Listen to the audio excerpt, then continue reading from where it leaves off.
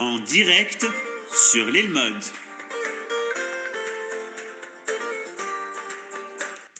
Bonjour à toutes et à tous, pour tous ceux qui nous rejoignent sur YouTube ou en direct avec le Zoom. Vous pouvez vous abonner à la chaîne Zoom, à la chaîne YouTube. Et surtout, on est très très content de se retrouver pour le premier cours sur Collator des enseignements du Gaon de Vilna. On a eu un cours la semaine dernière qui était un cours d'introduction. On n'est pas encore vraiment rentré dans le texte. Grâce au Rav Ackerman, on a posé un petit peu les jalons. On a commencé à parler des thèmes. Et j'espère qu'aujourd'hui, on va pouvoir rentrer dans le vif du sujet. Donc, pour tous ceux qui nous rejoignent, n'hésitez pas à partager cette vidéo, cet enregistrement pour que vous soyez plus présents et plus à pouvoir euh, profiter des enseignements du Rav Ackerman et de ce livre tellement important dans notre génération qui parle justement de la Géoula, de la délivrance. Bechavod Harav. Tout d'Araba, en rappelant et en précisant de plus qu'on a la chance de pouvoir l'étudier en français, qu'il y a une dizaine d'années, vous pouvez le retrouver. J'avais donné des cours en présentiel dans le cadre de Midrashet Yehuda, à l'époque du Merkaz Yair, je ne sais plus où c'était, si c'était encore à Emouna ou bien si c'était à Chiba. Mais en tout cas, pour ceux qui sont intéressés à voir une autre série de cours, j'avais fait en gros que le premier chapitre et la première partie du deuxième chapitre. On n'a jamais étudié tout, et à l'époque, il n'y avait pas de traduction. Donc maintenant, la méthode est tout à fait différente. C'est une vraie étude sur texte du Collator. Ça, c'est inédit. C'est totalement inédit parce que, comme je vous ai rappelé, je ne le vois pas ici, mais j'espère qu'on le verra. Et si on le voit, je vous le présenterai. Mon ami Maurice Habib, qui lui a été l'initiateur et aussi celui qui a financé la traduction du Collator en français. Alors, comme vous le savez, il se trouve maintenant, vous l'avez, je vous ai envoyé le lien, vous pouvez le trouver sur l'Internet et vous pouvez le diffuser sur l'Internet autant que vous voulez, mais il n'est pas imprimé, donc personne n'a jamais encore enseigné en français. Il y a pas de cours où le texte est en français. Il y a des cours peut-être en français comme celui de la fois d'avant où j'avais fait, mais pas avec un texte en français, un support en français où vous êtes vous-même libre de pouvoir le lire, de l'étudier, de le comprendre de par vous-même. Bien entendu, sans cours, c'est difficile parce que vous verrez le style du Gaon de Vilna, c'est-à-dire quand j'ai le Gaon de Vilna, comme j'ai dit la semaine dernière, c'est son élève qui a mis sur texte l'enseignement oral du Gaon de Vilna, mais on peut dire c'est Rabbi Hillel de Shklov, mais le style du Gaon de Vilna, c'est un style de Kabbalah, donc c'est pas du tout évident pour la plupart des gens de pouvoir le lire, oui, mais le comprendre de par lui-même. Et donc, après l'introduction de la semaine dernière, j'ai mis ici de cette traduction le premier chapitre. Donc, je peux même vous l'envoyer sur les groupes WhatsApp, mais sinon vous l'aurez dans le Drive après l'enregistrement et vous pouvez le lire en entier, même au-delà de ce qu'on aura déjà étudié. Vous l'avez le premier chapitre. On fera comme ça quand on finira le premier chapitre. Je ferai un texte du deuxième chapitre. Alors, le premier chapitre du Collator, c'est les principes du commencement. C'est quoi? C'est pas une introduction, c'est le livre lui-même. Les principes du commencement, c'est du commencement de la Géoula, ce qu'on appelle Tralta de Géoula, le début de la Géoula. Et là, dans ce premier chapitre, le Gaon de Vilna va énoncer tous les principes. Alors en fait, c'est un livre qui n'est pas vraiment organisé. Pourquoi il n'est pas vraiment organisé? Parce que d'après les traditions des élèves du Gaon de Vilna, le vrai Collator d'origine était beaucoup plus grand. Et jusqu'à maintenant, le vrai, on pourrait dire l'original, a été perdu. Perdu définitivement, sûrement pas. Et j'ai même je vous indiquerai peut-être des raisons de savoir où il se trouve. Mais en tout cas, jusqu'à maintenant, on l'a pas trouvé. Il n'est pas à la Bibliothèque nationale. On n'a pas trouvé de Kitveya du grand Collator. Ce qu'on a, c'est les chapitres qui sont restés et qui ont été imprimés ça a quelques dizaines d'années en 100 exemplaires. Et ensuite, comme je vous ai signalé, pour la première fois à grosse diffusion par 2 éditions en 1969. Ouais, c'est ce qu'on a vu la semaine dernière. Une édition à Bnei Brak chez le Rav Friedlander, le Mashgiach de Ponievitch. Une deuxième édition à Jérusalem par le Rav Menachem Kacher, qui l'a mis à l'intérieur d'un livre qui s'appelle Atekufa Gdola, qui est un livre extrêmement important dans lequel le Rav Menachem Kacher amène tous les fondements du fait que l'État d'Israël, c'est le processus de la Géoula du Mashiach. C'est-à-dire, il a mis à l'intérieur, il a eu accès au collator, et donc il a décidé de mettre tout le collator à l'intérieur. Pas tout, parce que dans l'édition actuelle, qui est une décision de Tafshinun Vav, c'est-à-dire, je crois, de 1986 ou 96, 86, dans l'édition de 86, celle que j'ai ici, qui est l'édition la plus actualisée, celle-là, dans cette édition, il a été rajouté encore des chapitres qui n'étaient pas dans l'édition de 69, c'est les derniers chapitres.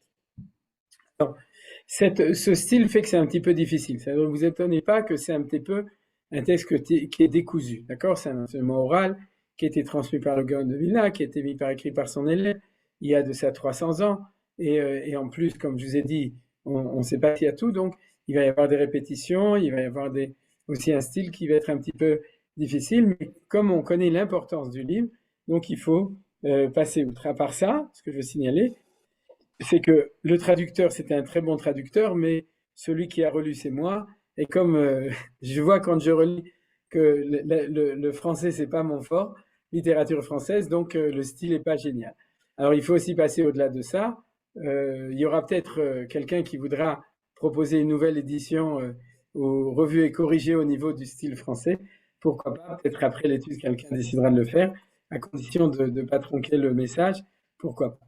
Donc, s'il y a quelqu'un qui veut prendre le texte, c'est un texte en Word, et chez lui, personnellement, se le corriger pour proposer des corrections, pourquoi pas, je suis prêt à le relire après que quelqu'un qui est plus fort que moi en littérature française propose ça. C'est un petit peu du français, on pourrait dire de traduction rabbinique, quoi, vous comprenez? C'est-à-dire, comme il y a beaucoup de livres aujourd'hui en France qui font plus attention à la fidélité au texte en hébreu qu'à la tournure littéraire française. Alors, au début, on y va, que tout cet enseignement permet de transmettre vraiment l'enseignement du Gaon de Vilna de manière fidèle. Et donc, on commence, compte tenu du chapitre. Alors, en fait, ce qui se passe, c'est que dans ce premier chapitre, il va y avoir tous les thèmes du livre. Donc, je vais tout expliquer au début de manière raccourcie pour que vous puissiez comprendre. Mais chaque fois, je pourrais vous dire, mais ne vous inquiétez pas, quand on va avancer dans l'étude, on va développer. D'ailleurs, c'est très bien au niveau méthodique, au niveau pédagogique, d'avoir une vision générale des choses à un premier niveau et ensuite d'approfondir petit à petit. Comme ça, on s'habitue aux idées, aux thèmes essentiels. Et même s'il y a répétition, il n'y a jamais répétition. Il y a présentation et ensuite il y a approfondissement des choses. Donc, je ne vais pas approfondir maintenant, sauf si vous posez des questions et que j'ai l'impression que vous bloquez complètement. À ce moment-là, je pourrais rajouter peut-être encore une phrase ou deux pour mieux expliquer, mais de manière délibérée, je ne vais pas prendre chaque texte et l'expliquer parce que c'est comme si sur la phrase, je vous expliquais un chapitre qui va venir après. Donc, ce n'est pas la peine. Ça, c'est la première remarque au niveau de la méthode. La deuxième, c'est que dans le texte regardé, vous avez en bas énormément de remarques. Par exemple, dans la deuxième page, vous voyez la page, vous avez plus de remarques. Et tout ça, c'est des remarques. 2, 3, la fin, la première et tout ça. Tout ce qui est en plus petit, c'est des remarques qui sont en dessous. Il y a plus de remarques que de textes. Et ici, il y en a moins, mais si on rapetissait le texte, vous le verriez. D'accord? C'est-à-dire qu'il y a, dans le premier chapitre, les remarques en dessous sont très très longues. Alors, de manière générale, on ne va pas lire les remarques, mais par contre, comme vous avez le texte, vous êtes invité, si vous avez envie, de lire tout ce qu'il y a dans les remarques. Mais cependant, une remarque importante sur les remarques, c'est que il y a deux personnes qui ont mis les remarques. La première, c'est les remarques d'un des Rivlin, maintenant je ne me souviens plus précisément, le grand-père ou l'arrière-grand-père de celui qui a édité ce livre, et le petit-fils ou l'arrière-de-petit-fils de Rav Hillel Mishklov lui-même, qui a fait ces remarques et en fait, quelle était sa volonté? Comme il y a des gens qui disent que le collator, c'est un faux, c'est-à-dire c'est quelque chose qui a été inventé par les sionistes pour prouver que le sionisme, c'était vrai, il y a des gens qui le disent, et donc pour bien montrer, ce qu'il a fait, c'est que dans son érudition, il a montré que tous les éléments qui sont là apparaissent dans les textes du Gaon de Vilna, dans les autres écrits du Gaon de Vilna, ou dans les autres écrits des élèves du Gaon de Vilna qui sont venus en Israël et qui ont enseigné ces choses-là. C'est-à-dire qu'il a montré de manière horizontale, en parallèle, toutes les autres références qui prouvent qu'il y a, dans le livre du Collator, il n'y a rien qui a été inventé par les sionistes pour prouver le sionisme a posteriori en 69. Il y a des gens qui ont dit que c'est comme ça que ça s'est passé. Et comme je vous expliquais la semaine dernière, c'est-à-dire plus on va avancer dans le texte, plus on va se rendre compte que le Collator, au XVIIIe siècle, quand ça a été écrit, au début du XIXe siècle, en 1800, 1780, 90, 1805, 1810, quand il a été rédigé, il a donné des éléments de connaissance de comment sera la Géoula qui se réalise actuellement, bien après, plus de 100 ou 200 ans après, puisque maintenant on est 250 ans après le moment où le Collator a été rédigé, c'est-à-dire, et c'est tellement insupportable pour des gens qui ne veulent pas adhérer au projet sioniste que la meilleure défense, c'est le dénigrement, c'est la non-reconnaissance. Alors quand il y a un livre, la meilleure manière de ne pas le reconnaître, c'est de dire que c'est un faux, que c'est quelque chose qui a été écrit par le Rav Menachem Kasher ou par quelqu'un d'autre en 1969 pour prouver aux yeux des religieux que le sionisme avait raison. Donc nous, on est bien entendu, on nie complètement cette approche-là que vous trouverez si vous commencez à lire un petit peu la littérature autour. Et un des éléments, c'est toutes ces remarques. Donc ces remarques sont importantes. Ce qui s'est passé, c'est que ce Rivlin-là, ce Rav Rivlin, j'ai oublié lequel c'est, qui a écrit ça, s'est arrêté à la fin du premier chapitre ou au début du deuxième chapitre. Donc on n'a pas surtout le Collator, et ça prouve combien c'est important. C'est-à-dire que ces commentaires-là sont extrêmement importants pour montrer les références du Gra, non seulement dans toute la littérature d'ailleurs, vous verrez, il va amener la littérature du Midrash, du texte des Psukim, du Zohar Hadash, des Kitvehari, et en plus justement des Ktavim des élèves du Gaon de Vilna lui-même et de ses élèves. Donc c'est un peu de l'érudition, on ne va pas l'étudier, mais de temps en temps on regardera à des endroits où c'est intéressant. Ça c'est la première chose. La deuxième personne qui a fait des remarques, c'est moi. C'est-à-dire que quand j'ai relu le texte et que j'ai considéré qu'il y avait des choses à rajouter à l'époque pour un lecteur non averti, maintenant comme on fait le cours, je vais dire les choses de toute façon, mais c'est pas signalé. C'est-à-dire j'aurais dû marquer remarque de lui, remarque de moi. Je sais pas, c'est pas très honnête ce que j'ai fait là. C'est-à-dire que j'ai pas à ce moment-là. Donc de manière générale, il y a une partie de remarques.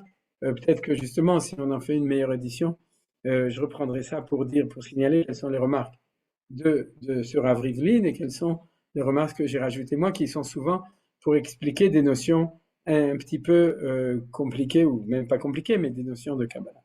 Voilà, tout ça, c'était l'introduction à l'étude, et on y va, compte tenu du chapitre. Notre mission, je vais encore un tout petit peu agrandir, comme ça sera encore plus grand. Voilà. Notre mission, la mission de notre maître le Gaon, donc c'est le Rav Hillel de Shklov qui parle. C'est-à-dire, c'est pas le Gaon de Vilna qui parle à la première personne, c'est son élève. Et de nouveau, souvenez-vous, ces élèves qui sont montés en Israël. C'est-à-dire qu'il y a les élèves du Gaon de Vilna qui sont restés à Vilna ou à Vologine, comme Raphaël de Vologine, etc., qui ont transmis la tradition graïque, c'est-à-dire du Gaon de Vilna, sur la tradition exotérique, c'est-à-dire lituanienne, ce qu'on appelle le monde lituanien. Et puis, il y a ces quelques élèves qui sont venus en Israël et qui se sont multipliés, mais à l'époque, il n'y en avait pas beaucoup, et qui ont transmis, eux, la Torah du Gaon de Vilna à propos de la Torah du Mashiach ben Yosef. Donc, notre mission, la mission de mettre le Gaon, lumière du Messie, fils de Yosef pour la dernière génération, est la suivante, 2 points. D'après notre maître Rabbi Eliyahu, donc Rabbi Eliyahu, c'est le Gaon de Vilna, il s'appelle le Gaon Rabbi Eliyahu, c'est-à-dire c'est son nom, il s'appelle Rabbi Eliyahu de Vilna. Toutes les étapes du commencement. Quand on parle du commencement, c'est le commencement de la Géoula, le rassemblement des exilés et la réinstallation en Eretz Israël, les généralités, les détails jusqu'à l'ultime fin, ressort de la fonction du premier Messie, le Messie fils de Yosef. C'est-à-dire jusqu'à là. C'est-à-dire que ça, c'est le premier chidouche qu'on a déjà appris la semaine dernière, qui commence à être intégré en nous, mais qui est une révolution dans le monde juif, puisque tout le monde haredi dit non, tant qu'on ne verra pas le Mashiach ben David, la Géoula n'est pas commencée, et on est encore dans la galoute. Alors c'est vrai pour Chabad, c'est vrai pour Breslav, c'est vrai pour peut-être pas Breslav, c'est vrai pour Satmer, c'est vrai pour Gour, et c'est vrai pour les Chasnikim, et c'est vrai pour les les litaïm, etc., parce qu'ils n'ont pas appris ça, sauf ceux qui ont appris et qui savent.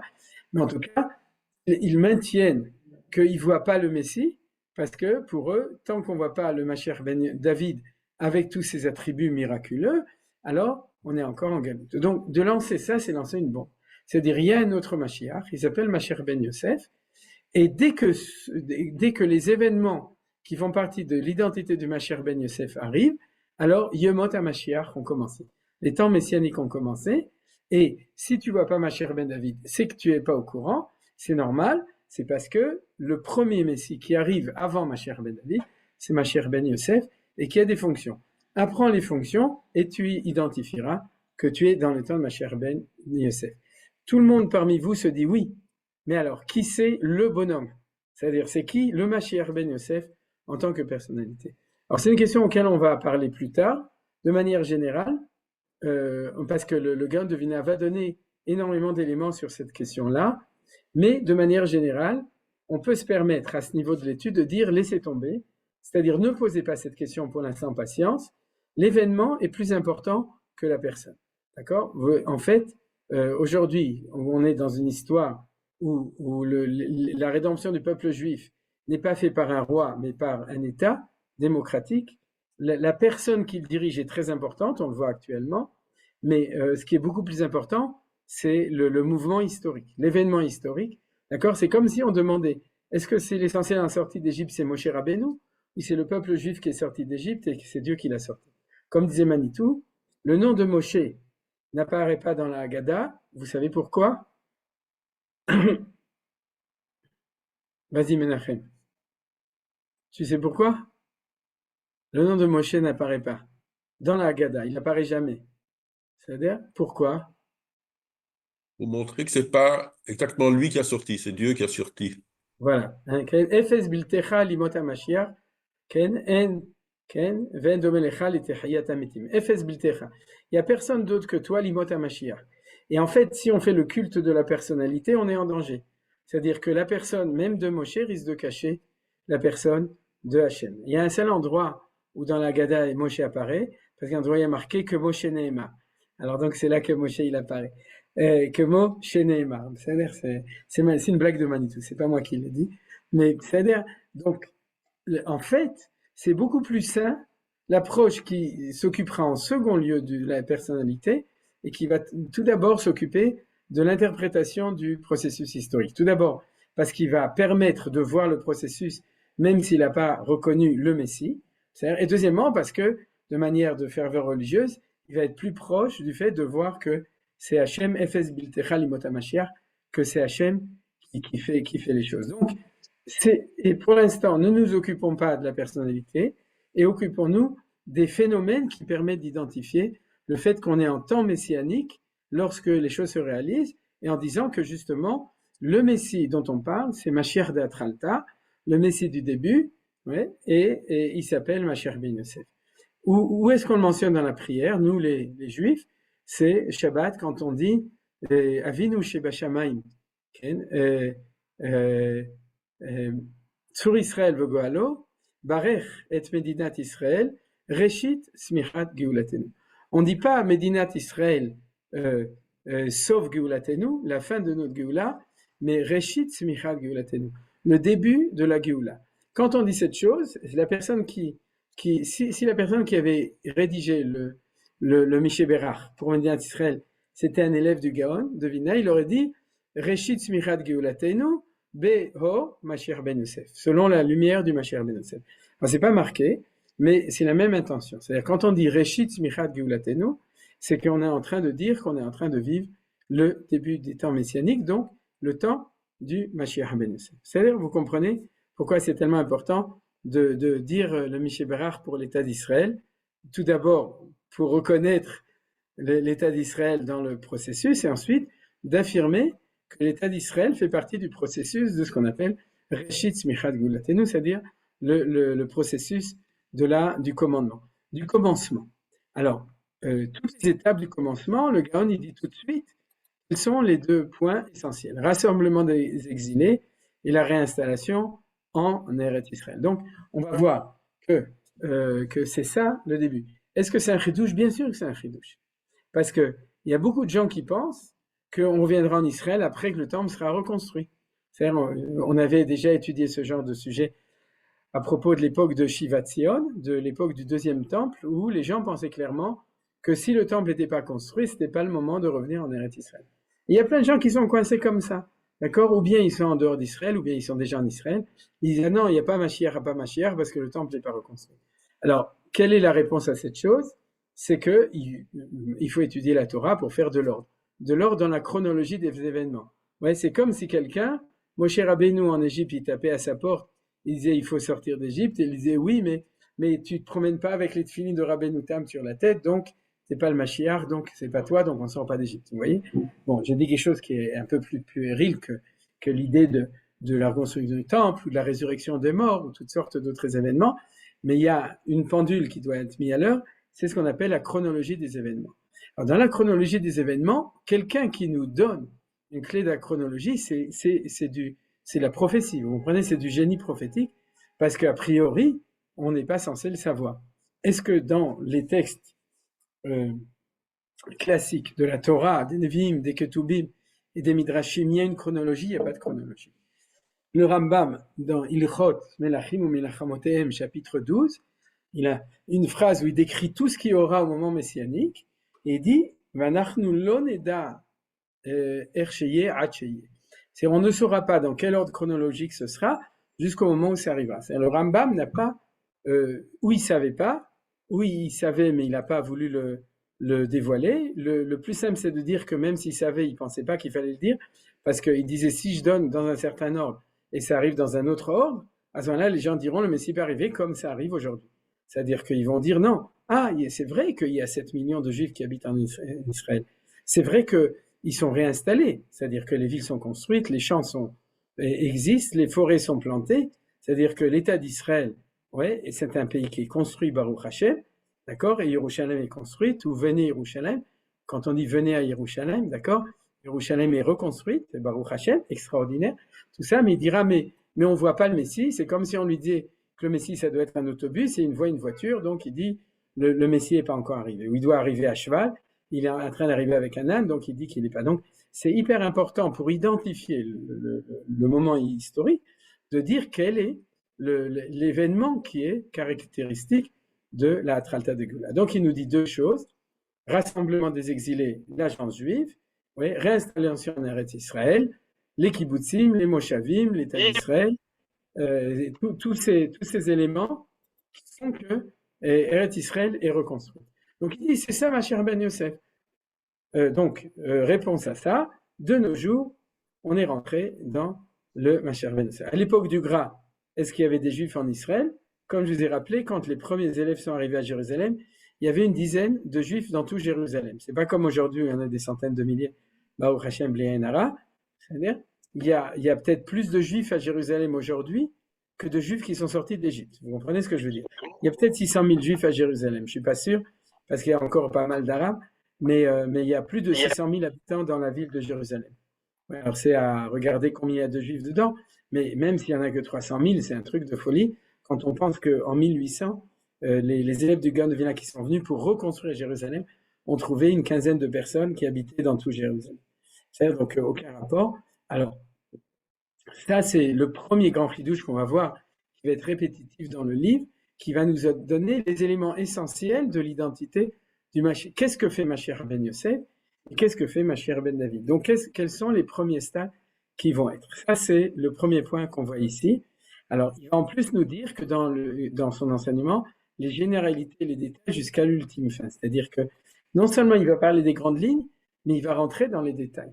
C'est ça qu'on va voir. C'est par exemple, réinstallation en Eretz Israël. Qu'est-ce qui est plus important? L'agriculture, l'urbanisme, la sécurité. C'est-à-dire, où, à quel moment et comment on fait ce genre de choses. Alors, il va nous parler de ça. Le rassemblement des exilés. Par exemple, dans le rassemblement des exilés, on va voir quelle est la masse critique qui va faire balancer l'événement historique. C'est-à-dire, à partir de combien de Juifs en Israël, l'histoire va basculer dans l'accélération du processus messianique. C'est-à-dire, de nombre de Juifs qui viennent en Israël. Est-ce qu'il faut 10 000 Juifs, 20 000 Juifs, 30 000 Juifs qui font leur aliyah pour que les choses y commencent à s'accélérer?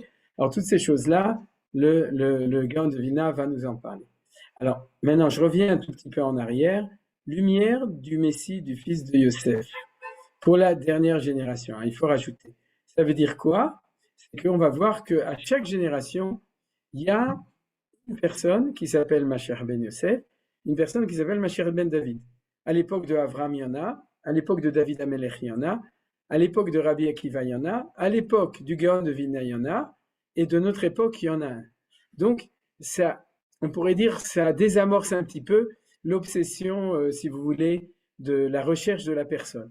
Parce que c'est pas comme dans notre pensée, de nouveau un petit peu primitive et puérile, que pendant toute l'histoire, il n'y a pas de Mashiach ben David, et puis un beau jour apparaît sur son âne blanc un bonhomme qui est le Mashiach ben David, et jusqu'à là, il n'y en avait pas. Non.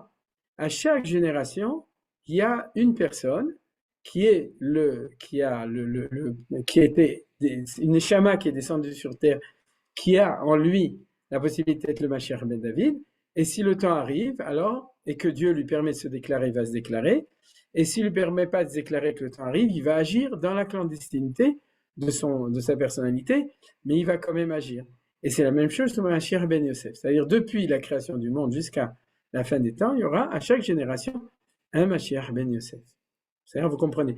Donc, la question, si déjà tu es à la recherche, ouais, les aventuriers du Mashiach perdu, c'est-à-dire tu es à la recherche de cette personne, tu dois dire qui est le Mashiach de notre génération. D'ailleurs, dans Chabad, vous savez qu'il disait que le Mashiach ben David de leur génération, c'est-à-dire avant c'était le Rabbi, et lui, il pense pas qu'il est Mashiach ben Yosef, il pense qu'il est Mashiach ben David, il pense que c'est à cause du fait qu'il est comme ça qu'on a une grande mitzvah de manger du kol au Rabbi, parce qu'il faut avoir la dvekout dans le Rabbi, et kol au Rabbi, pour ceux qui n'ont pas compris.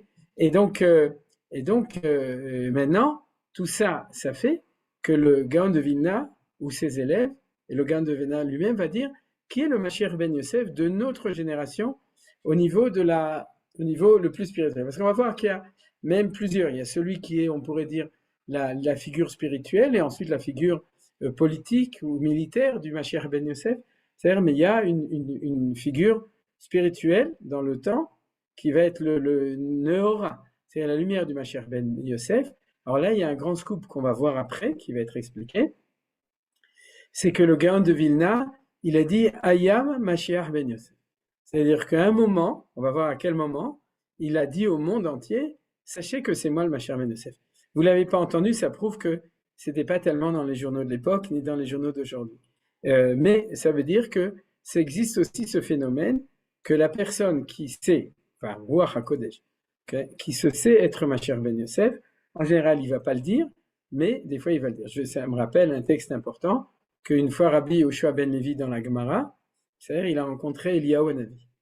Et il lui a demandé, dis-moi, je voudrais bien rencontrer le Mashiach ben David. Et il lui a dit, il n'y a pas de problème. C'est-à-dire, il lui a dit où il est. Il a dit, il est aux portes de Rome, il est avec tous les lépreux, et il est en train de penser avec ses bandages, avec les lépreux qui se pensent. Il dit, alors comment je vais le reconnaître? Eh bien, il dit, c'est pas compliqué. Tu vas chez lui, tu vas demander, est-ce que tu parles lépreux? Et s'il dit oui, alors tu sais que c'est le Mashiach ben David. C'est-à-dire, mais en tout cas, il lui a donné un signe, comment est-ce qu'il truc, et du coup, Rabbi Yoshua ben Levi lui a dit, et Mataïka Timar, quand est-ce que tu vas arriver? Et Mar, c'est monsieur. Et puis, il lui a dit, et il n'est pas arrivé. Alors, il a dit, j'en ai marre que tu n'arrives pas, Katima. Et donc, du coup, on a des témoignages réels dans la Gemara qu'à chaque génération, il y a un Mashiach et que certaines personnes vraiment, il y a un avis, sait qui sait, où il est, etc. Donc, tout ça, si vous voulez, c'est une littérature ou une occupation qui, pour nous, devient secondaire, qui est essentielle pour les gens qui aiment bien savoir qui est la personne, de savoir qui est. Alors là, on a quelque chose qui peut choquer, mais qui est intéressant, c'est que le Gaon de Vilna était plus Meshichiste que le Rabbi de Chabad, parce que le Rabbi de Chabad n'a jamais dit sur lui-même qu'il était le Mashiach, il a sous-entendu, et ses élèves qui ont dit « Ah, tu as dit » et il n'a pas dit non. Mais il n'a jamais dit, jamais. Le Rabbi de Chabad, il n'a jamais dit qu'il était lui le Mashiach. Ouais, il a sous-entendu, et ensuite ses élèves...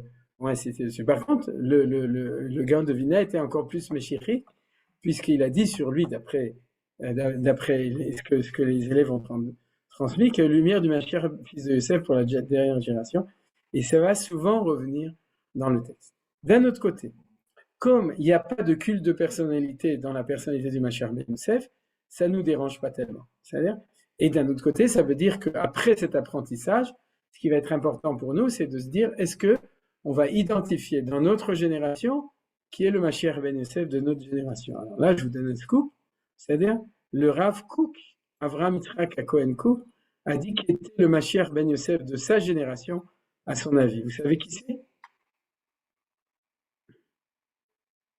Qui était celui Herzl, Herzl, il a fait le Herzl, je crois. C'est-à-dire, quand Herzl est mort, le Rav Kook, il a fait un misped qui s'appelle le misped Birushalayim, qui est l'enseignement du Rav Kook, on avait parlé sur Torah Mashiach ben Yosef, c'est-à-dire qui a été commenté par Manitou et qui est sorti dans le livre de Manitou, un misped, misped à Mashiach, le misped sur le Messie, et qui, donc, il y a trois, le collator, le misped Herzl et le commentaire de Manitou dessus. Et donc on voit que ça n'a pas dérangé non plus Herzl ni Manitou de dire que à l'époque de Herzl, tant qu'il était vivant, c'est-à-dire c'était lui qui était celui qui a agi comme Mashiach ben Yosef, pas ben David, mais ben Yosef. C'est un grand ridouche et ça s'étudie justement dans le texte tout d'abord de Rav Kook et ensuite dans les enseignements de Manitou. Alors on continue. Donc ça c'était les deux éléments qu'on a étudiés maintenant. Les détails, les détails, c'est l'ultime point, c'est un point important, c'est-à-dire que on va rentrer dans beaucoup de détails et c'est très important parce que ça va nous permettre de vérifier la collation, c'est-à-dire le fait, la ressemblance ou l'adaptation entre ce qui a été dit dans ce livre et ce qu'on est en train de vivre aujourd'hui. Alors bien entendu, il y a un côté magique, c'est-à-dire de dire ah ouais, c'est la preuve, ou plutôt une manière de mieux comprendre ce qu'on est en train de vivre au niveau du présent, du passé, et surtout de quoi faire, comment agir pour faire avancer le Mashiach, c'est-à-dire les temps messianiques et le processus.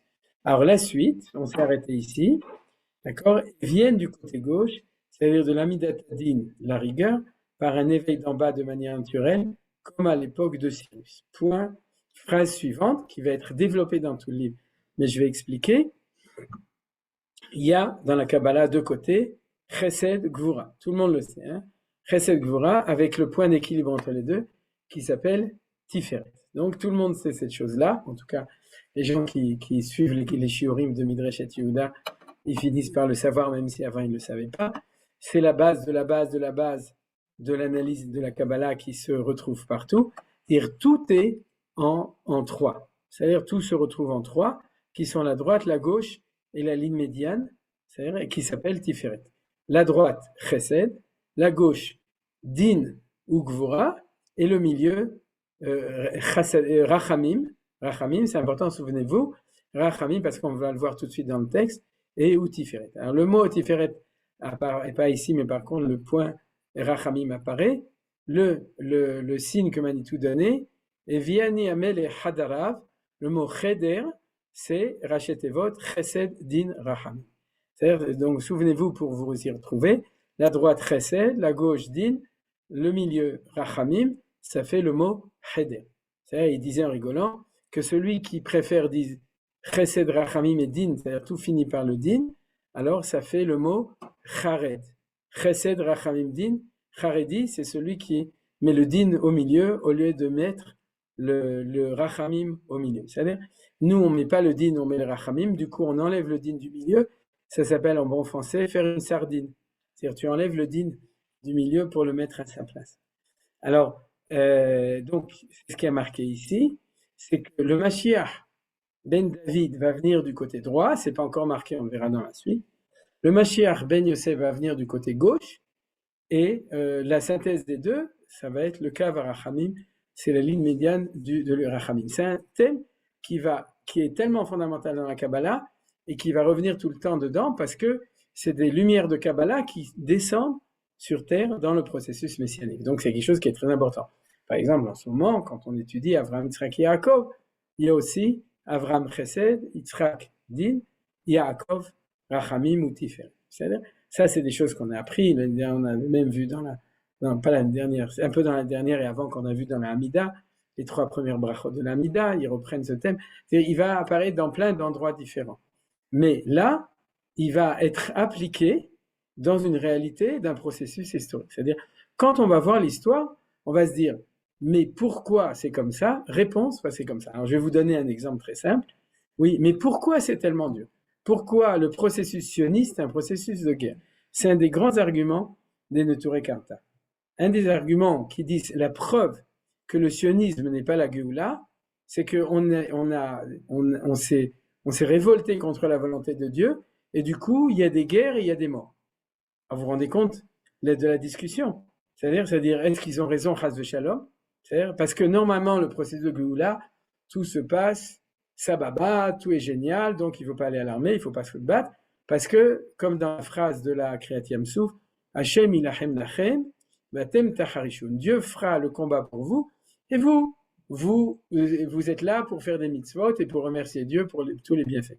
Si c'est dur, c'est la preuve que c'est pas vrai. Vous entendez cette chose-là, d'accord?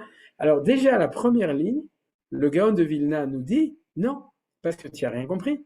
Tu parles le langage du Mashiach ben David, et le Mashiach de Atrala, c'est le Mashiach ben Yosef. Et le Mashiach ben Yosef, sa vertu, c'est Midat Adin, c'est la Gvura. Alors donc, c'est normal que ça se passe de manière où il y a des dinim, c'est-à-dire des difficultés, une certaine rigueur dans le processus. Et c'est pas parce que c'est difficile que c'est faux. C'est parce que c'est difficile que c'est vrai. C'est exactement le contraire. Comme on entend de nos soldats. C'est parce que la guerre est difficile qu'on gagne la guerre. C'est-à-dire, on n'est pas en train de pleurer nos morts, on est en train de voir notre victoire militaire. C'est-à-dire, bien sûr qu'on pleure nos morts, comme j'ai souvent dit depuis un an, mais ça, c'est un côté qui est difficile, mais le côté extraordinaire, c'est pas des dinim, c'est des gvurot. C'est quoi la gvura? C'est la bravoure de nos soldats et qui fait qu'on gagne la guerre. C'est-à-dire, ça fait partie de la gvura. La difficulté fait aussi partie de la gvura. C'est quoi? C'est l'antithèse de la sortie d'Égypte. La sortie d'Égypte a été miraculeuse, a été dans les rachamim. Personne n'est mort, si, ceux qui ont refusé de sortir. Mais tous ceux qui ont adhéré à la sortie, personne n'est mort dans la sortie d'Égypte. Qui est-ce qui est mort miraculeusement? Les Égyptiens. Est-ce qu'on a eu besoin de les tuer? Pas du tout. Dieu s'en est occupé. C'est-à-dire la Géoula s'est fait dans les chassadim, selon la lecture, puisque c'est Dieu qui a tout fait. Et nous, on nous a uniquement demandé d'acheter le billet de train pour sortir. D'accord? Ceux qui n'ont pas acheté sont pas sortis, mais ceux qui sont sortis, ils ont été transportés, ce qu'on appelle Al-Kanfe Nesharim, sur les ailes d'aigle. C'est-à-dire qu'ils ont été transportés par l'action de Hakadosh Baruch Hu. À quel moment ça a commencé à devenir comme maintenant? Quand on a dû rentrer en Israël avec Yehoshua ben Nun.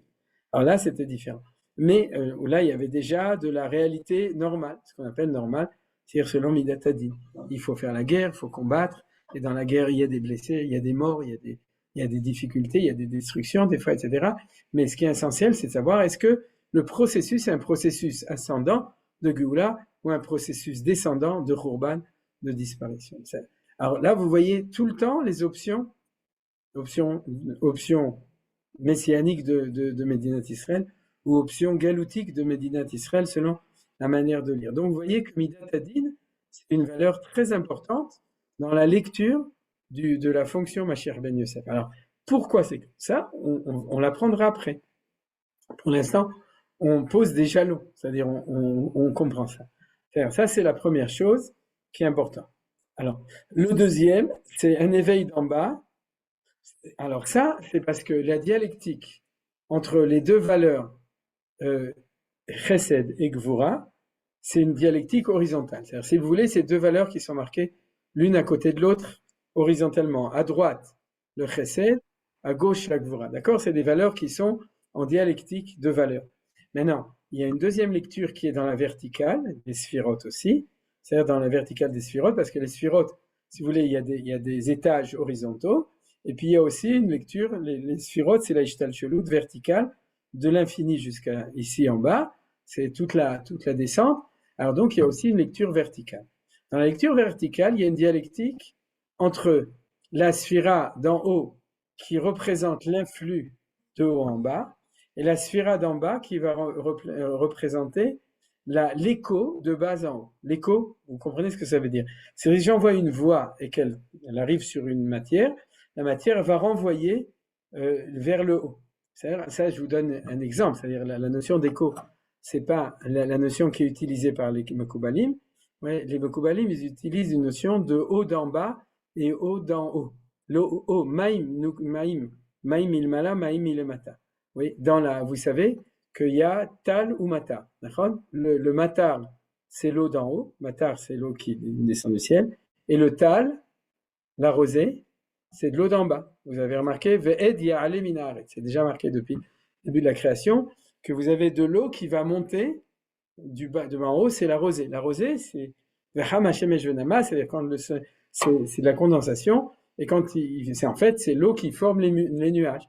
C'est l'eau qui monte depuis le bas, et puis il y a l'eau de la pluie qui descend. Alors c'est de nouveau une symbolique importante qui est réelle, d'accord, qui représente un mouvement, le mouvement de haut vers le bas, de bas, et le mouvement de bas vers le haut. Ça s'appelle Ita'aruta dile'ila, j'en ai parlé souvent, et Ita'aruta diletata. Ita'aruta en araméen, c'est le réveil, c'est-à-dire l'itorer, et c'est en araméen Ita'aruta, et c'est pour ça que c'est l'expression qui est marquée ici.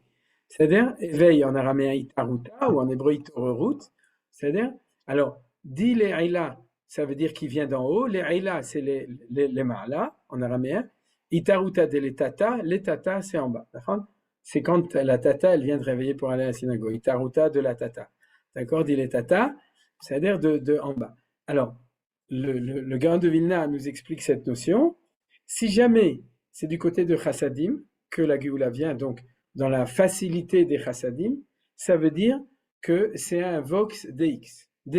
D'accord? C'est-à-dire que l'événement va arriver par le fait que Dieu dirige et que nous, on va être passifs devant l'événement. Si l'événement vient du côté gauche, c'est-à-dire du din, alors il y aura aussi dans la dialectique le fait qu'il va arriver d'en bas. Ça veut dire quoi? Ça veut dire que Dieu ne va rien faire tant qu'on ne va pas faire. Alors ça veut dire que lui, il fait rien. Ça veut dire que nous, le sionisme, c'est un sionisme religieux parce que c'est nous qui faisons tout. Non, ça veut dire qu'il y aura du siyata d'Ishmaïa. Traduction, d'accord? L'aide des forces, les forces aériennes. C'est-à-dire, les soldats en bas, ils construisent le pays, et puis automatiquement, il y a l'armée de l'air qui va tout aider par l'aide du ciel. Alors c'est la même chose.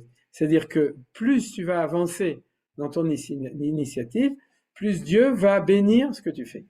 Et ça comporte le danger de ne pas voir Dieu. Parce que dans la conception religieuse du vox populi, du vox deis, c'est-à-dire l'itaruta de'leila, c'est-à-dire quand Dieu il fait comme à la sortie d'Égypte, à ce moment-là, la foi est préservée. Qu'est-ce qui manque? La fonction humaine, c'est-à-dire les hommes ils font rien. Alors Dieu est grand, ouais, mais l'homme est petit. C'est-à-dire, alors que dans une Géoula d'Itaruta diletata, l'homme est grand et Dieu est encore plus grand parce que il nous aide dans ce qu'on fait. Est-ce que les Juifs très religieux qui attendent que Dieu fasse tout dans le ciel, ils ont la même approche dans leur vie individuelle? Non. C'est-à-dire que quand ils vivent dans leur vie individuelle, ils savent très bien qu'il faut ishtadlut. C'est-à-dire, si tu veux trouver un shidur, il faut se bouger. Si tu veux avoir la parnassa, il faut se bouger. Si tu veux étudier la Torah, il faut se bouger. Si tu veux planter ton jardin, il faut se bouger. Si tu veux construire ta maison, il faut se bouger. Et puis, nous dit le Gaon de Vilna, ce qui est vrai, ce qui est naturel pour n'importe quel juif, aide-toi, le ciel t'aidera, au niveau individuel, il faut que tu prennes la même option quand tu veux que le Mashiach y vienne. Et si tu es passif, même si tu es actif au niveau religieux, mais pas actif au niveau Géoula, c'est-à-dire tu vas pas assécher les marais, tu vas pas monter en Israël, tu vas pas te battre contre tes ennemis, tu vas pas construire une économie, alors c'est que tu es pas au courant de ce que c'est que le Mashiach ben Yosef. Vous avez compris? Donc là, il y a des enseignements énormes. C'est-à-dire savoir que au niveau Kabbalah, que le Mashiach ben Yosef, il est Mashiach du côté de la Gvura, c'est savoir que ça veut dire aussi qu'il est au niveau vertical du côté de la Itaruta, diletata, ce qu'on appelle en bon français latin vox populis. Vous avez compris? Vox populis, vox deis, c'est-à-dire si tu ne te bouges pas, Dieu ne se bougera pas. Vous avez compris? C'est-à-dire plus tu feras, plus il fera, et moins tu feras, moins il fera. C'est-à-dire n'attends pas qu'il fasse, parce qu'à ce moment-là, ça ne va pas marcher. T'as assez. Il y a 20 ans, il y avait une sisma, un slogan en Eretz Israël, Mala Asot, la asot. C'est un slogan profond. Qu'est-ce qu'il faut faire? Tu sais pas ce qu'il faut faire? Si, fais. Ne reste pas à demander ce qu'il faut faire en attendant que le Messie va venir ou que le bon Dieu va venir. Qu'est-ce qu'il faut faire? Il faut faire quelque chose. Tu veux que ça fasse? Fais. Il faut monter en Israël? Monte en Israël. Il faut construire le pays? Construire le pays. Il faut travailler? Travaille. Il faut faire l'armée? Fais l'armée. Vous comprenez? Tout ça, c'est le principe de l'éveil d'en bas. Troisième notion qui découle, parce qu'on va, c'est une suite de notions l'un après l'autre, de manière naturelle. Alors vous voyez qu'il faut méditer tout ça, parce que c'est en fin de compte, il donne le programme. Au début, il a dit ce qu'il faut faire, et ensuite, il nous donne le programme au niveau spirituel. Premièrement, Midatadin, avec Vurot. Deuxièmement, Itaruta Deletata. Et troisièmement, si ça se fait par le réveil d'en bas, ça se fera de manière naturelle. Si ça se fait par le réveil d'en haut, ça se fera de manière miraculeuse. Et de nouveau, toujours, la comparaison antithèse, c'est la sortie d'Égypte. C'est-à-dire, dans la sortie d'Égypte, c'était Berachami, Bechasadim, Zacharti lach, Chesed neuraich, Avat kelulataich, Lechtech acharai bamidbar.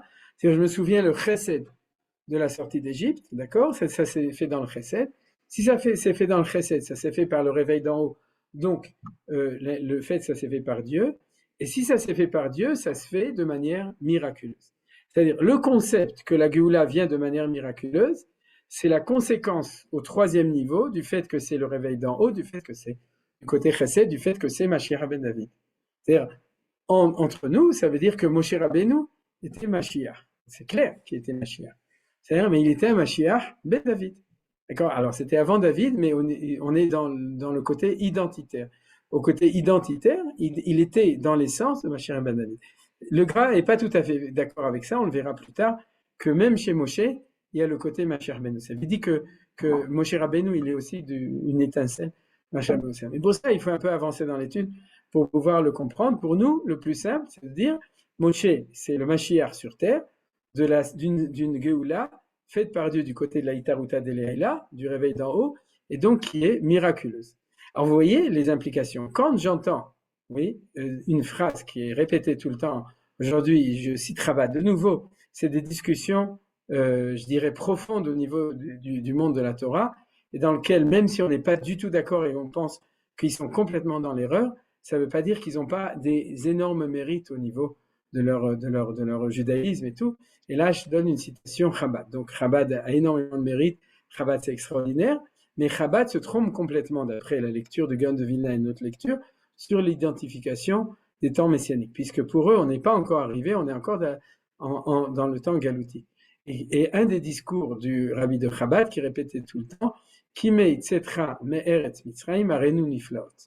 Comme à l'époque de la sortie d'Égypte, je vais vous montrer des miracles extraordinaires. Sous-entendu, tant qu'on n'a pas vu ces miracles, alors on n'est pas encore dans les temps messianiques. De nouveau, erreur de lecture, parce que d'après le Gaon de Vilna, si on est dans le temps du Mashiach ben Yosef, les événements messianiques arrivent de manière naturelle. Ah, si c'est naturel, alors c'est pas Dieu. Si c'est naturel, c'est pas le Messie. C'est normal. C'est-à-dire, on peut être en galoute et avoir 7 millions de juifs en Eretz Israël, et le coup des bipères, et l'éclatement des capacités militaires des Iraniens dans le sens de notre attaque et dans le sens de notre défense. Non, le Messie n'est pas arrivé parce qu'on ne voit pas des miracles dévoilés. Et donc, de nouveau, il faut désamorcer ça et dire que s'il vient par le réveil d'en bas, c'est-à-dire que Dieu nous fait confiance, qu'on va le faire, et les hommes ne savent pas faire de miracles. C'est Dieu qui sait faire des miracles. Nous, on fait les choses naturellement, et si Dieu veut, il fait des miracles à l'intérieur de ce qu'on fait. Genre, je vais travailler 10 heures et je vais gagner comme si j'avais travaillé 40 heures. Je ne vais pas travailler Shabbat et je vais gagner autant que si j'avais travaillé Shabbat parce que je suis chômeur Shabbat. C'est-à-dire que je ne travaille pas Shabbat. Donc, ça, c'est que tu vois l'ingérence de Dieu, ce qu'on appelle Nes Shebateva. Alors ça, c'est de nouveau un thème extrêmement important qu'un juif qui est croyant dans les temps messianiques, d'après le Mashiach ben Yosef, doit apprendre. C'est quoi un Nes Shebateva? C'est-à-dire le fait que Dieu fait des miracles, mais qui sont emballés dans une écorce de naturalité. Alors ça, je ne sais pas si vous vous rendez compte, mais vous ne le saviez pas forcément, tous les thèmes de Manitou, c'est tous les thèmes de Mashiach ben Yosef. Alors il ne le dit pas toujours. Il dit maintenant on fait un shiur sur le Ramban Nes Shebateva. les miracles dans la nature. Et tu crois qu'il fait un cours sur les Nes chez Bateva, mais en fait, il est en train de t'expliquer pourquoi est-ce que tu dois être capable de comprendre ce qui est en train de se passer, parce que si tu n'as pas appris, parce que les Nes chez Bateva, tu n'attends que le Nes café, c'est-à-dire café el Hashem Chazak Ve'nes Libecha, d'accord? C'est le Nes révélé et que tu ne sais pas ce que c'est que le Nes dans la nature, alors tu ne vas pas pouvoir identifier le processus messianique. Parce que tu vas être ou en attente d'un miracle révélé, ou en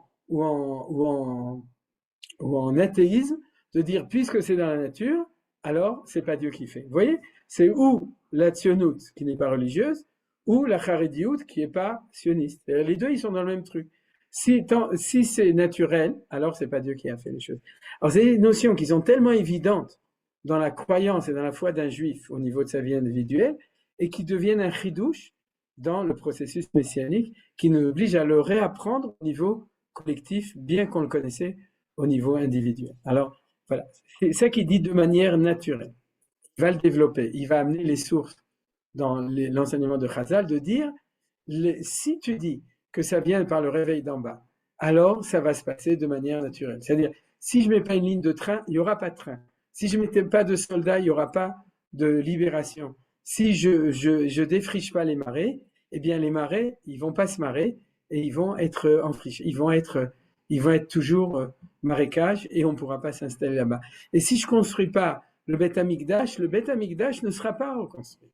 C'est-à-dire, vous comprenez? Et si je construis pas des maisons à Jérusalem, ça sert à rien de dire dans le Birkat Hamazon où venez Yerushalayim Irakodesh Bimera Beyamenu, bientôt de notre temps que Jérusalem sera reconstruite. Et toi, tu fais rien pour le reconstruire. Vous comprenez? C'est-à-dire, ça doit se faire de manière naturelle, avec des pierres, avec de la sueur, avec une bêche pour creuser la terre, ou un tracteur, etc. Et avec la technologie, etc., etc. Ça, vous voyez qu'il y a des idées énormes qu'on connaît, mais qui sont écrites là de manière très claire, parce qu'en plus, ils nous ramènent à des notions très profondes de la Torah pnimite, d'accord? De savoir que ça vient du côté du din. Et que du coup, ça vient du côté du din, ça vient du côté de l'Itaruta de l'Etata, et que si c'est l'Itaruta de l'Etata, c'est obligé que ce soit de manière naturelle. Ça, on le voit aujourd'hui, mais on voit bien que les gens ne le voient pas forcément, comme je l'ai dit, c'est-à-dire, ou bien ils ne voient pas Dieu derrière, c'est naturel, ou bien ils ne voient pas le Mashiach parce que c'est naturel. Vous comprenez? Donc, ça semble tellement trivial, et pourtant, on sait que dans la sociologie du peuple juif, les vrais juifs qui sont croyants et qui attendent de voir la messianité, c'est-à-dire tous les juifs qui sont en Eretz Israël, la plupart, ils ne voient pas le Bodé, d'accord, parce qu'ils ne savent pas que ça va se passer de cette manière-là. Il nous dit, alors du coup, Méanienne, il y a une référence au niveau de la sortie d'Égypte. Pourquoi? Parce que la sortie d'Égypte, c'est une contre-référence historique, puisque c'est une Géoula qui était du côté Chesed, du côté Itaruta de l'Eila, et qui était Nissi. Donc, dans le Tanakh ou dans l'histoire du peuple juif, j'ai pas de référence, c'est embêtant. J'aimerais bien avoir une référence. Nous dit le Gaon de Vilna, tu as une référence. Quelle référence? À l'époque de Cyrus. C'est quoi l'époque de Cyrus? C'est Shivat Sion de Beit Sheni. Parce qu'il dit, c'est exactement ça qui est extraordinaire, c'est que Beit Rishon, c'est l'option Mashiach ben David, pour nous d'après notre étude. Beit Sheni, c'est l'option Mashiach ben Yosef. Donc, on a une référence.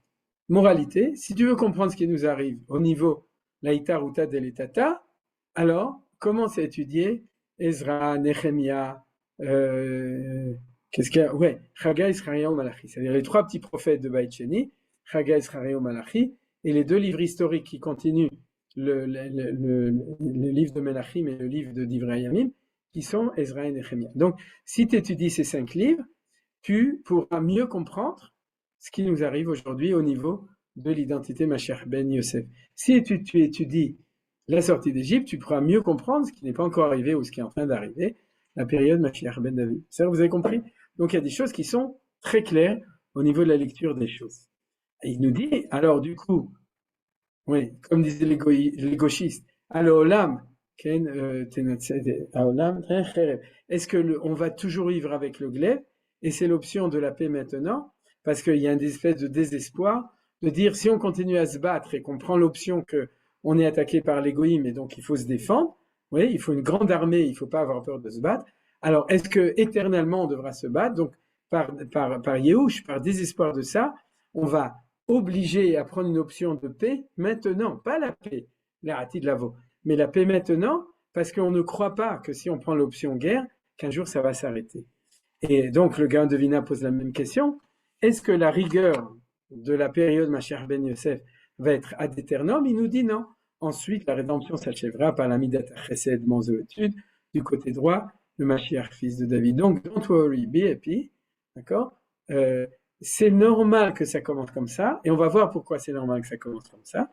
C'est-à-dire, ça aussi, on va l'apprendre. Pourquoi? C'est normal. D'accord? C'est prévisible dans la mesure où Dieu décide que ça se passe de cette manière-là. Ça, on va l'apprendre de plus en plus. Et si c'est comme ça ne veut pas dire que ce sera toujours comme ça, parce que si ça devait être toujours comme ça voudrait dire que le Mashiach ben David n'existe pas. Or, il existe, et comme il représente la Midat HaChesed, va arriver un moment où, peace, il va arriver le moment où c'est Shalom Imroma, où il y a Shalom Aleinu, et comme disait mon maître Moshe Bochko, c'est pas par hasard que c'est la dernière des 18 bénédictions de la Torah, de la Amida. Pourquoi? Parce qu'il faut croire fermement que viendra un moment où il y aura Sim Shalom, mais aussi il faut croire fermement que si tu l'anticipes, tu crées des catastrophes comme ce qu'on est en train de vivre depuis un an, de cette émounat fait-là, de cette fausse croyance, de croyance qui est fausse au niveau de la Torah. C'est-à-dire, mais c'est des croyances, parce qu'il n'y a pas que les juifs religieux qui sont croyants, il y a aussi ceux qui ne sont pas religieux, ils sont croyants. Cette croyance que il faut amener la paix à tout prix, et même quand elle n'est pas encore arrivée, ce qu'on appelle Shalom Arshav Ke'Esav, comme Ésaü. Parce qu'Ésaü, il a annoncé que le Shalom était arrivé il y a 2000 ans au moment où Jésus est arrivé, comme si on était déjà arrivé dans les temps du Mashiach ben David. Comme vous savez, ils disent que Jésus, qui était né à Nazareth, Notzri, en fait est né à Bethléem. Ce qui est faux, il est né à Nazareth, ou bien à Bethléem à Glilit, le Bethléem qui est dans le Galil, mais ils l'ont fait naître à Bethléem au sud de Jérusalem, parce que David Amelech est né à Bethléem. Donc en fait, ils se nourrissent d'un mauvais pain, Bethléem, mais c'est pas un bon pain, c'est-à-dire ils font croire que, et donc du coup ils ont fait croire que la paix, la truc était arrivée, et nous, on sait que le christianisme est un faux messianisme, et que Shalom Arshav, Ke'esav, Arshav, c'est un autre faux messianisme qui puise sa source dans la même idée exactement, c'est que il faut imposer le shlav, le stade de chesed de Mashiach ben David, même quand il ne faut pas l'arriver dans des conceptions, des conceptions qui ne collent pas à la réalité. Alors vous voyez qu'aujourd'hui on a pris quelque chose de très important. On sait que le Mashiach ben Yosef, c'est messianique, et pourtant, c'est difficile. Et pourtant, c'est naturel. Et pourtant, si tu ne te bats pas, Dieu ne se battra pas avec toi. Si tu ne fais pas une armée, Dieu ne fera pas une armée céleste qui va faire le Siyata Dishmaya, qui va bombarder aussi derrière au niveau divin. C'est-à-dire que si tu ne t'aides pas, le ciel ne t'aidera pas. Et si tu t'aides, ça c'est le plus important, le côté chiyuvi, aide-toi, le ciel t'aidera. Alors on va s'arrêter ici, parce que le moment est arrivé. C'est-à-dire, on a, Baruch Hashem, étudié plein de choses extraordinaires sur Mashiach ben Yosef. Voilà, vous avez des questions, vous avez vu qu'on a fait vraiment une super introduction, pas une introduction, on est complètement rentré dans le vif du sujet avec les notions les plus fondamentales de ça. Voilà, Bechavod Annette. Je voudrais vous poser la question. Dans la Torah, pas le Nach, Ouais, il n'y a aucune notion de ça, n'est-ce pas? Je me trompe pas. tu te trompes complètement. Ah bon, où ça? Yosef Hatzadik. C'est-à-dire que on va Il y a un apprendre. mot qui s'appelle Mashiach là-dedans. Quand on parle de Mashiach, Yosef, Oui, il y a bien un sûr, mot. c'est clair et net, bien sûr. Là, il y a une Oui, erreur mais chrétienne que tu fais, Annette, permets-moi. Le mot Mashiach n'existe pas. Ce qui existe, c'est Melech HaMashiach. Parce que Mashiach, ça veut dire quoi? Moins. D'accord? Mishra, c'est de la crème en hébreu, et c'est de l'huile. Et Shemen HaMishra, c'est l'huile d'onction. Vous savez? Sur qui on met l'huile d'onction? Sur le Mikdash, sur le Kohen Gadol et sur le roi. C'est-à-dire, le Kohen Gadol, il s'appelle la Kohen HaMashiach, c'est marqué dans la Torah comme ça. Le dans roi, la il Torah, s'appelle Amelech HaMashiach. et dans Et la comme je dis Torah, toujours, oui, bien sûr, dans la Torah. D'accord? Melech HaMashiach, Oui, d'accord? Non, pas dans la Torah. Torah. Non, Je oui, dans parle la de Torah, la on Torah. parle d'un roi. Mais un roi légitime, c'est un roi ouin. C'est-à-dire que la Torah chez Baal-Pé nous explique que pour qu'il soit légitime, il faut qu'il soit ouin. Et c'est pour ça qu'on voit que les prophètes ont ouin les rois. Ils ont oint Shaoul, ils ont oint David, et actuellement, il n'y en a qu'un seul qui est oint, c'est le roi de Belgique, puisqu'il s'appelle Baudouin. Nachon, c'est-à-dire qu'il est oint. Mais bref, donc en Donc, fait, on est sorti de la Torah, là, hein? non, non, non, parce qu'il y a la Torah chez Balpé, on n'est pas karaïte. Chaque fois que tu vas voir dans la Torah, on va parler d'un roi légitime, eh bien, nous, dans notre connaissance, pour dire qu'il est légitime, on va pas dire le roi légitime, on va dire Amelech HaMashiach. D'accord? Alors, quand les chrétiens et les juifs qui sont perdus dans leur, ils parlent Mashiach, Mashiach, Mashiach, ils voient un messie, c'est-à-dire un rabbin avec une grande barbe, on en a déjà parlé, ils sont ils sont sortis du système juif, ils sont rentrés, même s'ils pensent, ils sont juifs et religieux, ils pensent chrétiens, ils pensent pas juifs. Pour penser juif, il faut voir quelqu'un qui est un dirigeant politique d'un État juif. À ce moment-là, il peut être Melech HaMashiach, c'est-à-dire Herzl était présompté Mashiach parce que c'était le premier roi d'Israël depuis 2000 ans qui faisait bouger le peuple juif dans le sens de l'État d'Israël. Actuellement, si tu veux me demander mon avis, le Melech HaMashiach de Yosef, actuellement, c'est Bibi. Il te plaît ou il te plaît pas, on t'a pas demandé, si on t'a demandé ton avis au moment des élections, et puisque le peuple juif, en tant que Vox Populis, a décidé que c'était lui le dirigeant du peuple juif, c'est celui au niveau matériel qui est le Mashiach ben Yosef. C'est-à-dire, alors ça, on le verra après. Est-ce que ça veut dire que on verra plein de choses étonnantes sur ce genre de choses d'identification? Mais on met un peu la charrue avant les bœufs en disant ça, parce qu'il y a aussi, vous avez vu, il y a le Mashiach ben Yosef spirituel, c'est-à-dire la personne qui inspire ce mouvement-là et qui n'est pas une personnalité politique, une personnalité spirituelle. Mais il y a quelqu'un politique et actuellement, selon les critères du Gaon de Vilna, c'est Bibi qui est le Mashiach ben Yosef, qu'il le veuille ou qu'il le veuille pas. D'ailleurs, on verra beaucoup de Remazim il s'appelle Binyamin, et Binyamin est descendant de Rachel, et Rachel, c'est le côté Mashiach ben Yosef. Il y a plein de choses comme ça intéressantes et rigolotes pour montrer ce genre de choses. Et aussi Natanyahu, Yud Kevav, c'est le signe de l'identification du Mashiach ben Yosef, les 3 premières lettres du tétragramme, toutes sortes de choses comme ça. C'est déjà de la Kabbalah, c'est-à-dire comme Yehoshua ou Yehosef et Natanyahu. Bon, mais ça, c'est déjà des guématriotes pour convaincre les convaincus. Mais vous ce que je veux dire, attends, pas. je n'ai pas fini, Annette. Quand les frères de Yosef lui disent Amalor timlor alenu, imashol timshal banu, c'est quand il rêve, il dit tu te prends pour le roi, et que effectivement Yosef est devenu roi, puisqu'il est devenu roi d'Égypte, donc ça veut dire qu'il était Mashiach Yosef, Ben Yosef, Yosef lui-même. C'est-à-dire donc on va apprendre l'identité de Mashiach Ben Yosef en étudiant qui était Yosef Hatzadik. C'est-à-dire, donc je t'ai répondu. Le mot Mashiach, le mot, je voudrais le mot. Mais t'as pas besoin. Le mot Vous me Mashiach, parlez- c'est Torah chez Be'alpé. La clé dans la lecture toraïque du Shrumash, c'est Melech. Som C'est tassim Melech. alecha melech, vous comprenez? C'est-à-dire quand dans la Torah, on va parler d'un roi juif, alors on saura qu'il est ou Ben Yosef ou Ben David. Tu comprends? Et à chaque fois qu'il y aura des discussions, par exemple, le Midrash dit que quand Yosef et Yehuda, Vaïgash et la Yehuda, au début de Parashat, Ben Yosef en étant juif, la question qui est posée, on va apprendre la réponse. Il n'y a pas de problème. C'est-à-dire, mais quand il y a marqué Vaïgash et la Yehuda, qu'il y a Yehuda et Yosef qui s'affrontent, d'accord? Alors le Midrash commence, Kinea melachim no'adu avru yarda, car les 2 rois se sont rencontrés et se sont opposés. Et il est très sérieux. Il dit, quand Yehuda parle, c'est Mashiach ben Yosef, David. Quand Yosef parle, c'est Mashiach ben Yosef. Parce que tous les 2 sont des rois légitimes, comme on a vu la semaine dernière, qu'il faut qu'il y ait 2. C'est-à-dire, il y a 2 rois.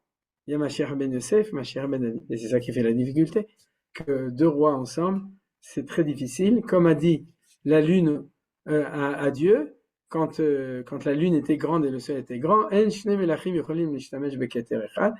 rois ne peuvent pas avoir une seule couronne. Et il a dit, t'as raison, alors laisse la couronne au soleil, et puis toi, rapetisse-toi. Sod Mashiach ben Yosef, Mashiach ben David. Mashiach ben David, Shemesh, Mashiach ben Yosef, Levana. C'est-à-dire, de nouveau, on voit une correspondance d'énormément d'enseignements qui nous permettent de comprendre ça. C'est-à-dire, d'accord? Oui ou non? Histoire. Ouais, qu'est-ce que dit Nelly? On ne devrait pas dire Machouar et pas Machiach. Oui, mais la tradition dit Mashiach. C'est-à-dire, à Cohen, à Mashiach Mibanav. C'est marqué clairement dans la Torah à propos du Cohen Gadol.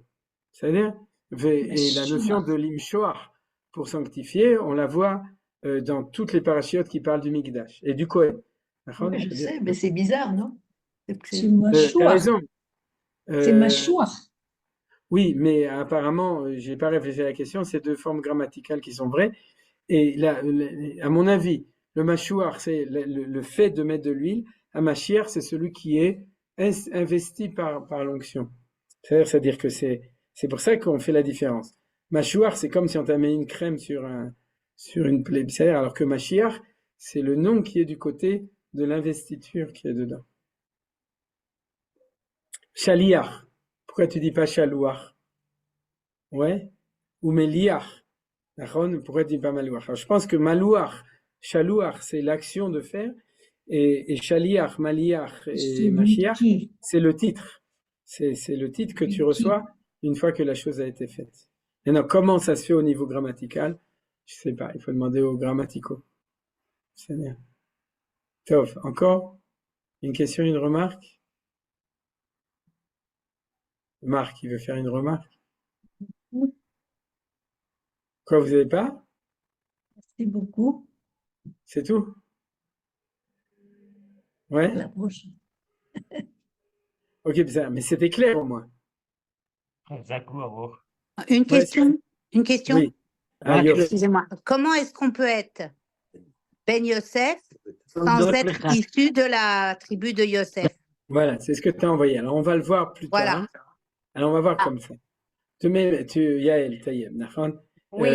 Alors, voilà, écoute, c'est comme ça. Ça, on va le voir plus tard, mais comme tu poses la question, je te réponds. C'est-à-dire, et quand on le verra plus tard, ça va être mieux développé. On va comprendre d'où le Gaon de Vina, il sort ça. Mais en fait, si tu veux, de même que dans chaque génération, tu as un Mashiach Ben Yosef qui existe, et tu as un Mashiach Ben David, ça veut dire que de même, et ça revient à ce que j'ai dit à Annette, le peuple juif, il se divise en 6 tribus et 6 tribus. Il y a 6 tribus qui vont du côté de Yosef et 6 tribus de Yehuda. C'est-à-dire que dans l'identité. Maintenant, ce que le Gaon de Vilna va nous dire, c'est qu'à chaque génération, chaque juif, si tu fais son nishmatogramme, c'est-à-dire que si tu peux voir ça à Neshama, il aura en lui une tendance Yehuda et une tendance Yosef en lui, de même qu'on a tous une tendance masculine et Féminin ou féminin, par masculin. exemple. Voilà. Mais une femme, si elle est Baruch Hashem normale, elle a plus de féminin, et un homme, s'il est Baruch Hashem normal, il a plus de masculin. Sinon, il y a pas mal d'inquiétudes. D'accord? Mais c'est comme ça, c'est-à-dire qu'il y a une tendance majoritaire dans chacun. Et il va y avoir exactement la même chose. Dans le nishmatogramme de chaque juif, il y aura toujours du côté Ben Yehuda et Ben Yosef. Par exemple, je vais vous dire, le côté action, ça va être Ben Yosef. Le côté ferveur religieuse de reconnaître la présence de Dieu, ça va être Ben Yehuda, par exemple, dans ce qu'on a vu maintenant. D'accord? Si quelqu'un est plus croyant passif du côté de voir combien Dieu est grand, alors il est plus Ben Yehuda. S'il est plus genre, si tu crois en Dieu, donc bouge-toi et fais les choses, et transforme le monde, alors tu es plus Mashiach, plus Yosef. Et du coup, il va s'avérer, selon tous les profils d'identité de Ben Yosef, Ben David, qu'on va apprendre au fur et à mesure des choses, que chacun va dire, eh ben moi, ma neshama est plus Ben Yosef et plus Ben Yehuda. Alors maintenant, il y a le côté tribal, c'est-à-dire qu'il y a les tribus qui font partie de Malchut Yehuda, de Malchut Yosef au moment du schisme, mais par exemple, au moment du schisme entre Yosef et ses frères, il y avait effectivement 6 d'un côté et 6 de l'autre. Je vais vous montrer comment ça se passe. Il y a marqué que Yosef, qui était celui qui était toujours avec Yosef de toute façon inconditionnel, c'est qui, à votre avis? Quelle tribu? Reuven? Non. Qui est l'inconditionnel obligatoire de Yosef? Ah, Benjamin. Binyamin, absolument. Binyamin va toujours être d'accord avec Yosef, même s'il se trouve par erreur historique du côté du Yehuda, comme après le schisme. Voilà. Et ensuite, il y a marqué que les fils, quand vous regardez l'histoire de la dispute entre Yosef et Yehuda, on y a marqué plus ou moins clairement, et ensuite dans Rashi et dans le Midrash, que les fils de Léa étaient Mezalzel, ils avaient du dédain pour les fils des servantes. Et que les fils des servantes, ils étaient du côté du parti de Yosef. Donc Yosef, il avait lui, Binyamin, Gad Vacher, Gad, Asher, Issachar, non pas, les tribus Dan et Naphtali. C'est-à-dire les fils des servantes. Ça fait 6. Donc il y avait 6 du côté du Juda, 6 du côté de Yosef. Vous avez compris? Donc en fin de compte, il y a le côté, on pourrait dire, comment ça s'appelle, Spirituel. ouais, et il y a Spirituel. le côté identitaire et le côté de la descendance, comment on appelle ça, des chromosomes, c'est-à-dire du truc. Il y a des gens qui vont partir, génétique. Il y a des gens qui vont partir génétique des tribus qui sont du côté de Yosef, dans la Yehuda, mais dans le royaume de Yehuda, va nous dire le Gaon de Vilna, au niveau identitaire, on va avoir énormément de gens qui sont identitairement vont se reconnaître du côté de Yosef, énormément qui vont se reconnaître du côté de Yehuda. Par exemple, le Rav Kook va dire les orthodoxes non sionistes, c'est Ben Yehuda, c'est-à-dire, et les sionistes non religieux, c'est Ben Yosef. C'est-à-dire, vous avez compris? Alors, ils vont pas amener une carte d'identité, je descends de Yosef. Mais on parle ici, et c'est ça qui est important, parce que Manitou parlait toujours de ça, on est dans le côté identitaire, et c'est ça qui est important. On va pas s'occuper du côté génétique, on va s'occuper du côté identitaire. Voilà. J'ai Merci. répondu à Yael. Absolument. Ok, d'accord. Alors, on s'arrête là? C'est ok? Comme on est lundi, je vous dis pas encore Shabbat Shalom, c'est plutôt Shavuot Tov. Merci beaucoup. Bezrat Hashem, Nishma Bsorot Tovot, Ve'Geulot, Yeshuot, Nitzronot, Ve'Nechamot, c'est-à-dire et les deux choses ensemble, et que on se retrouve Bezrat Hashem ou mercredi ou lundi prochain dans la suite de nos aventures. Merci. Voilà. Merci d'avoir visionné cette vidéo. Je vous invite à vous abonner à notre chaîne InMode pour plus de replays, de conférences, de cours, d'interviews. Cliquez sur le bouton juste ici et vous êtes abonné à l'InMode. À très bientôt.